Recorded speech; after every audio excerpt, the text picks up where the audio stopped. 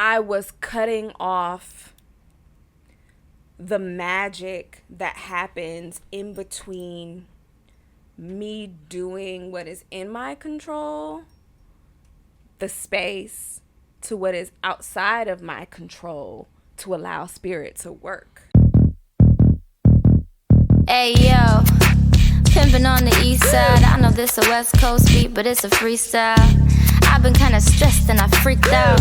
Good thing I got a brain that could reroute. That shit ain't got nothing to do with me.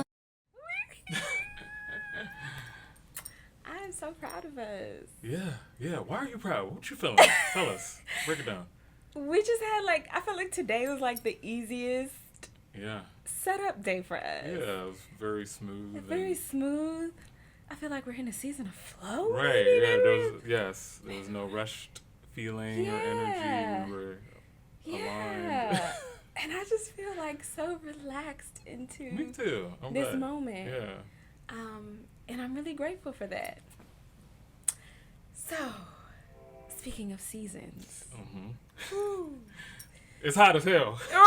Okay. First shower of the day. Let's see if we can stay under 2. Yes, okay. And let's speed this up so we don't melt. So today we're talking about rest. Yeah. Being in a season of rest. We're throwing in some, anecdotes about hustle culture. And the reason why this came up was because I was talking to someone and they were like, you know what? I'm in this season of hustle right now. They were like, I feel like there's a sense of urgency with what I need to do. And I feel like I'm team no sleep. Oh, wow. Okay. And I was like, bringing that back. Yeah. I was like, wow, this is a season of sleep for me. Right. My bonnet is in my pocket right now. This is a season of taking a nap. This is a season of rest for me. Yeah.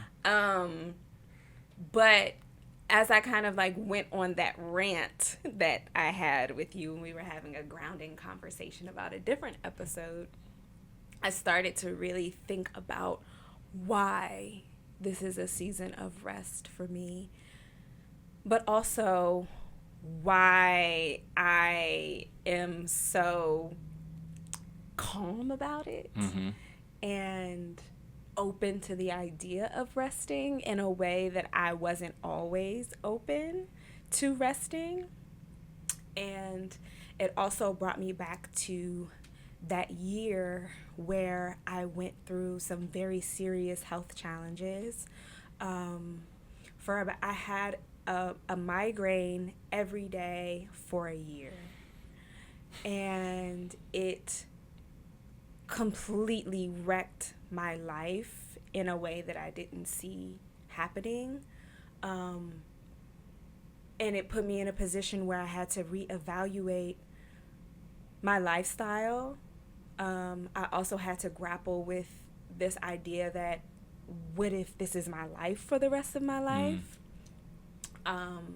It messed with my short-term and long-term memory. I also experienced these moments of slurred speech. I would have moments where I would just have a panic attack out of nowhere and literally black out in my apartment right before being able to get in touch with 911, and waking up to 911 at my door, knocking on it, trying to get into the apartment. And also with the migraines, I had kind of the post-drome, which is after the migraine happens, there's something that's going on in your brain. And what it felt like for me was that it felt like I had drank an entire bottle of tequila. So I would literally kind of be walking around just bumping into shit. Wow. Not having spatial awareness. Yeah. And I went through this for a year. And I would be in and out of the hospital trying to get some level of help, trying to, get medication to help me. And the doctors would be like, I don't know what is wrong with you. Like, what you're describing to me is like symptoms of someone who's having seizures, but we're looking on scans and stuff, and there's no sign of that, happening in your brain and in your body. And so we don't know. What I now know is that I was very much caught up in hustle culture. I was doing too much. I was pushing my body to a breaking point, and it broke. Yeah. And I had to sit my ass down for an entire year. I could not work. I had PTSD associated with work, so I couldn't even open my laptop without having an anxiety attack. And so now, fast forward 2 years later, I haven't had a migraine since, because I had to retrain myself to create boundaries. I had to train myself to be okay with rest. And I had to retrain myself to essentially trust God and trust that the seeds that I sow are always going to reap a harvest. And that I don't have to control or muscle everything in order to get to where I want to be in life.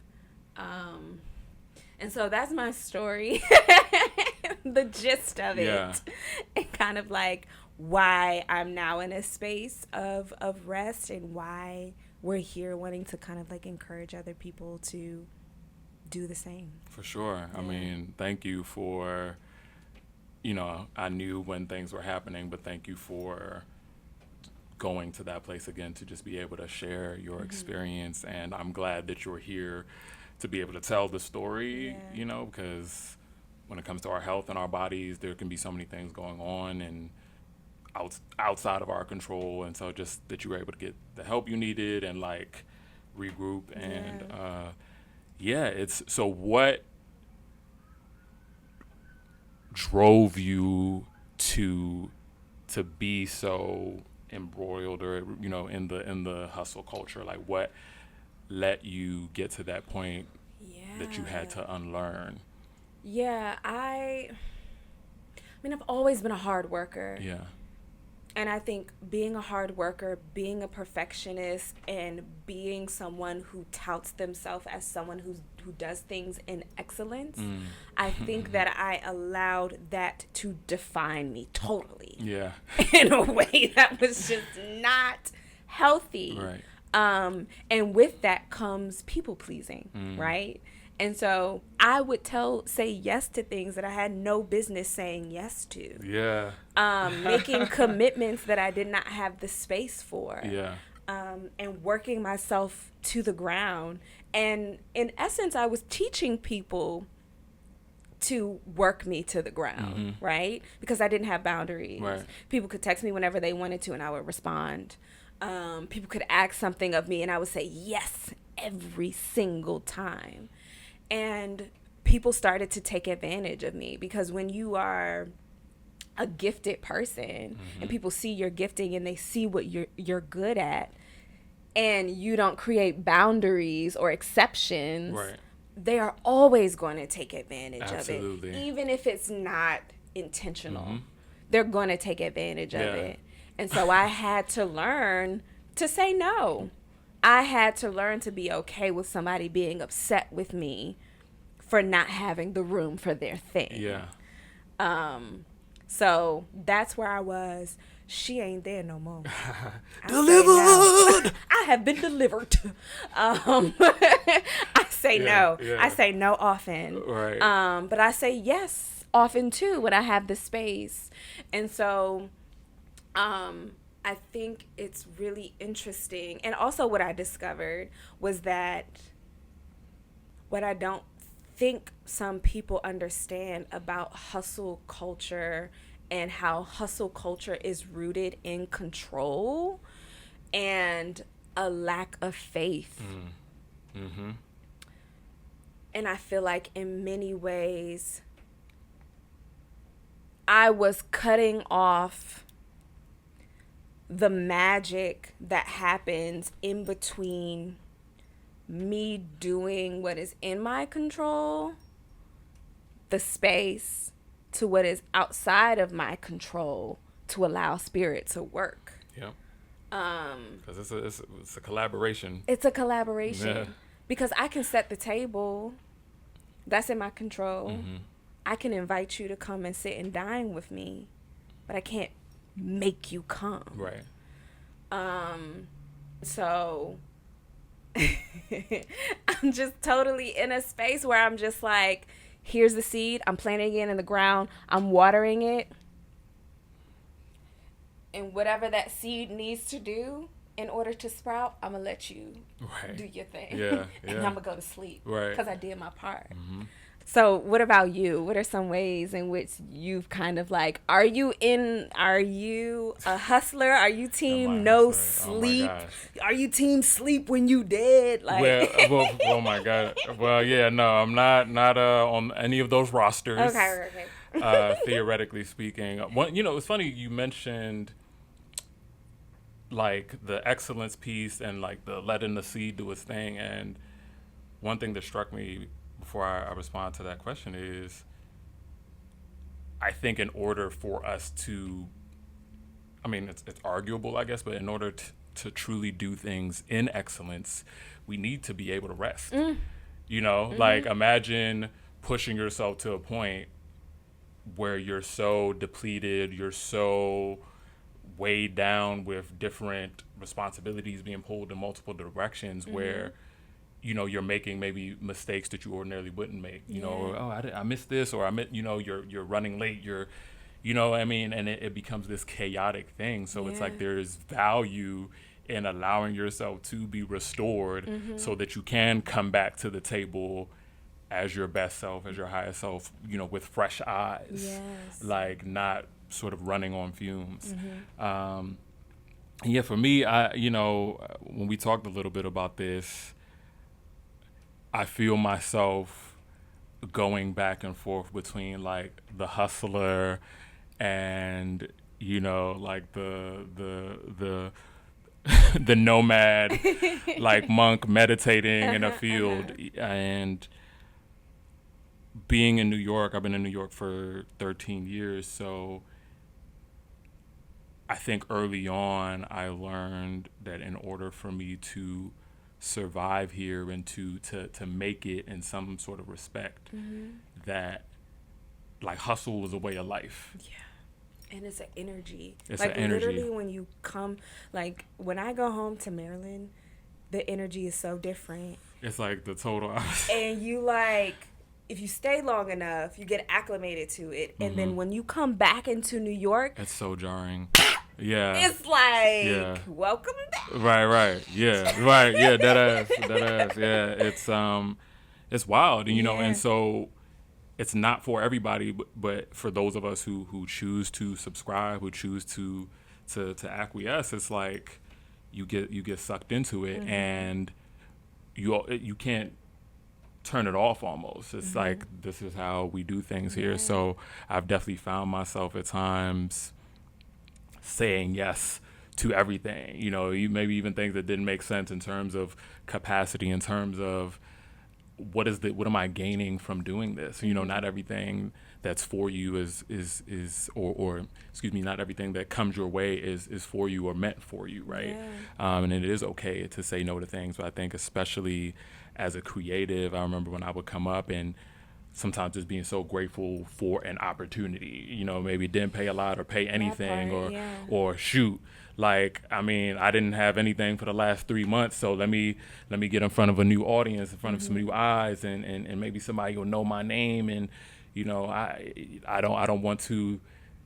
I think there would be a narrative sometimes that I'd be ungrateful if I didn't accept an opportunity, if I didn't say yes. It's just like, hey, here's work, here's you've been saying you want this, you've been saying you want that, like here are these moments for you to make connection and to build what you say you want. That's what people do here. You gotta network, you gotta So I would similarly, I think push myself to these extremes because I wanted to in my mind show my faith and show my dedication, and but you end up putting yourself in positions that you don't need to be in, doing things that don't serve you, and like not even really allowing oneself to recognize what it is that you need. And sometimes I think I would work against myself in that regard. So I've definitely moved to a place of, one, like you said, having clear and stronger boundaries, like in terms of what I take on, and if I'm working with clients or whoever, this is what I can do, this is what I can't do, speaking up when needs are being met, things like that. But also still not being afraid to work hard and to throw myself into something, to be dedicated intentionally. And I think also embracing where there are periods of, okay, like this next 2 weeks, I got to work really, really hard. And I can't be team no sleep. Right. But I might have to sacrifice some sleep. Yeah. And if I feel myself getting too far off the, like, it's up to me to be able to speak up and say something. And it's up to me to listen to my body and say, okay, like, that part. But also leaving that space in that room for trust. For sure. Trusting that, okay, this is where my body is right now, and I have to nurture it in order to keep going. And that space that I take to nurture myself is not lost time. And I think sometimes we think that space that we take to nurture ourselves will become lost time. And so I refuse to believe that anymore. I'm like, it'll be there. If the client is upset and they, I don't know, decide they don't want to work with me, fine. The space will be there for me to find someone else who honors, the space that I need to nurture myself. It can feel for me, I've felt so guilty at times, like literally for just like sitting still or taking a break, because it's like, nah, you asked for the work, or oh, you want to be an artist, show us, show like, do it, like, you know what I mean? So like, what are you doing, sitting still or being in your head? Like, you need to be on this website, sending this email, like follow up on that other thing. And there is value in recognizing, okay, like maybe I need to apply myself differently than I have been, or maybe I am I checking certain boxes? Am I being intentional in my movements, but not at the expense of well-being and the expense of peace. Especially, I think, for creatives, because so much of the work that we do, I believe, is internal, and we are kind of like communicating with this higher power, this thing that's greater than us. We need our moments of stillness and not being on the go to just listen and replenish. One of the things that you mentioned faith earlier, and what it had me start to think about was how a lot of times when you have people who become, motivational speakers, and they tend to take the ideas of motivation and success to an extreme, right? And I wish that there was more balance, because then people take those messages and they take them very literally. And then they find themselves sick, for a whole year. And so like the perspective of like, this has been prevalent for a long time, but the team no sleep, you sleep when you're dead. And what science tells us is like, nah, bruh, like you should sleep or you gonna die. Like, you know what I'm saying? And so that part, but also coming from like a religious background, like this idea of your faith is in your feet, right? Like, in order to show your faith, you should be doing. Agreed. Right, faith without works. Right. Agreed. But your faith is also in your rest too. Yeah. And I think when people are preaching the message about faith being in your feet and in your works, I think we're forgetting the whole part. Even if you don't believe in the Bible as like a literal, as a, translated literally, sometimes people forget that on the seventh day, after God did all the work, he rested. And he looked at everything that he did and said, it is good. Right. And so if we are to model our lives after God or the universe or, you know, whatever it is that you believe in, rest happens. All the time. All the time. Yeah. And so I think that if we really want to acclimate ourselves to the flow, there's work and then there's rest. Mm-hmm. And I got off on this idea that keeps coming to me of like planting a seed, and the idea that when you plant a seed and you water it and it receives sunlight, that there's so much going on in the soil underneath prior to it springing forth and us seeing the thing. Yeah, seeing the fruit. And so having that patience to know that something is happening in the root system before we see the fruit, but also not being so pressed that we want other people to see the fruit before it's time. And so it brings up this idea of the difference between nurturing and hustling. And I think they are two completely different things. For sure. I think we are absolutely supposed to nurture our dreams and our goals and our desires, but I don't think that we're supposed to hustle them. Yeah. I think within hustle, there is it is that control thing that we tend to do. We tend to think that everything is within our control. And so now it's like I may have a season where I'm nurturing a thing more, and then resting more, and being aware of what that cycle looks like for me in my journey. Having that awareness is super invaluable, and I think it's very easy. One of the things I was thinking about as you were sharing is I think sometimes when we don't see the fruit, or I know I felt like if I don't have anything to show, I must not be working hard enough, or I must not be hustling hard enough, right? So that judgment comes into play. It's just like, well, you can't sleep. You can't, I'm not taking a trip, or I'm not taking time off for what? Like, I have nothing to show for all of my efforts, so I must not be going hard enough. And in a culture where, especially with how information is accessed and disseminated through social media, it's very easy to consume these sort of truncated, heavily edited, whatever, like sound bites of messages, and it's like about hustling and working hard and success, and we see the person on a stage, or we see them from their mansion or whatever. So it's like, oh man, I got to be working as hard as them, or they're talking about all of their struggles and sleeping in their car and doing this, that, and the third. So I'm not struggling hard enough. Yeah, right. So it's like there's literally I've heard there's this like slang, but people are like, oh yeah, I'm putting in pain, right? And so it's interesting, this notion of taking on suffering. Yeah.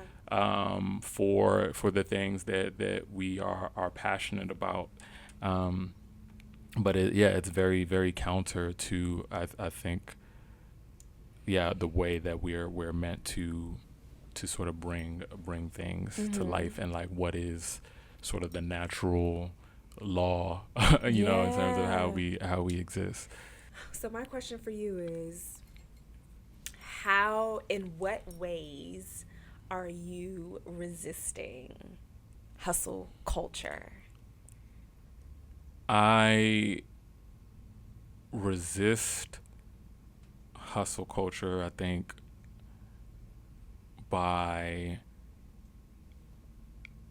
accepting and acknowledging like the seasons that I'm in. You know, if things are like slower with work, taking the time to not have to be on the go. You know, taking the time to be able to tend to home in my space and spending time outside, going on daily walks, like having exercise, you know, my diet, all of those things that I can easily neglect and have neglected when I've been on the go and, oh man, all right, I got to respond to this. We got this meeting. I got to go here. This person. Yeah. And, you know, literally being somebody who's played support roles, you know, for clients and other entities, and I'm ensuring that other people are eating and I'm not eating. Like, so being mindful of those kinds of things, setting, you know, timers and reminders for myself to take breaks, to, you know, go outside. And, but also something that you said earlier, either saying no to things or setting clear boundaries. Like, I think even with us, you know, there've been times where, you know, one of us may not be available for a thing or need something different. Like, hey, like I didn't get sleep last night. And, you know, sometimes you might just make the conscious choice, I'm going to push through. Yes. And other times it's like, ask for what you need. We're in partnership, like, you know what I mean? And like, let it be known. Like it's okay to have a need. It's okay to ask for support. So reminding myself of those things, and I think recognizing that I'm in community with people who value those same things, who are going to ask for what they need. So I have just as much right as they do. Yeah. So I think, you know, giving myself the grace to be mindful in the work that I do, externally and internally. Yeah.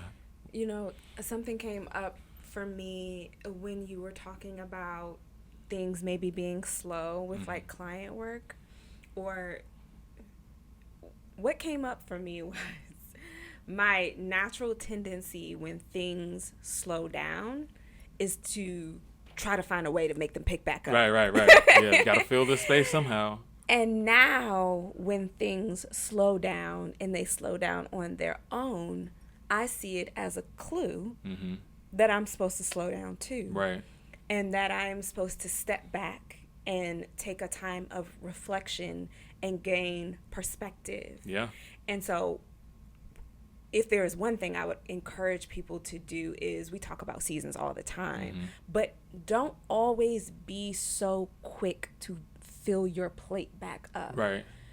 If there is a natural dip that is happening, that could be Spirit's way of telling you it is time for you to relax for a second. Yeah. And so I think for me, that's one of the ways in which I'm resisting hustle culture. I really pay attention to what is happening naturally in my space and in my own world. If a dip is happening, then I'm like, okay, I'm gonna let it dip for a second. Yeah. And I give it the time to pick up naturally on its own. And then if there's something, then if I need to put my faith on my feet, then I'll do it. Right. But I always give myself that extra space to rest. Yeah. Yeah. I also think for me, just creating, and I talked about it before, but creating boundaries, saying no. What else? I have days that are my days now, which I didn't used to do. Yeah. Everybody used to have control over my days. Right. And now I'm like, no, Saturdays and Sundays are my days, and I choose to do what I want to do. And no, I'm not going to work on a weekend. And if I choose to work on a weekend, it's because I want to do it, not because you want me to do it. So those are the ways in which I am resisting hustle culture. Yeah, no, I was just thinking, but like in valuing, I think for me, I've also come to have a greater value for peace and valuing that over commerce, over money, right? Am I the richest person in the room? No, but I'm provided for. I experience abundance in a multitude of ways, and I get present to that regularly. Like, you know what? Like, abundance is all around me. I have steadily been provided for, and a way has been made, or I have made a way. You know what I mean? Like, so